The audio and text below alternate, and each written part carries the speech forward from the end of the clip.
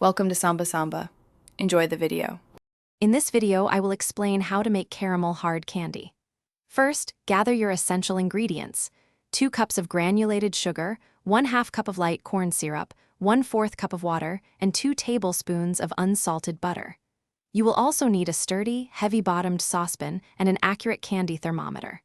Finally, prepare a baking sheet by greasing it or lining it with a silicone mat. Combine the sugar, corn syrup, and water in your saucepan. Heat this mixture over medium-low heat, stirring gently until the sugar completely dissolves.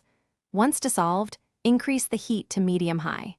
Insert your candy thermometer and cook without stirring until the mixture reaches 300 degrees Fahrenheit, which is the hard crack stage. This precise temperature is crucial for the candy's texture. Once the candy reaches 300 degrees Fahrenheit, immediately remove it from the heat. Carefully stir in your desired flavorings, such as 1 teaspoon of vanilla extract and any food coloring. Work quickly, as the mixture will begin to set.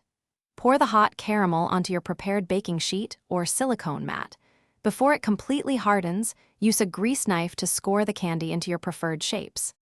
Let the caramel candy cool undisturbed for at least 30 minutes, or until it is completely firm. Once fully hardened, you can easily break it along the scored lines into individual pieces.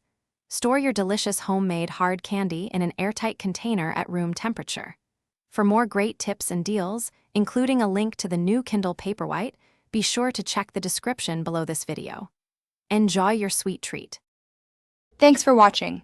Consider subscribing if we helped you.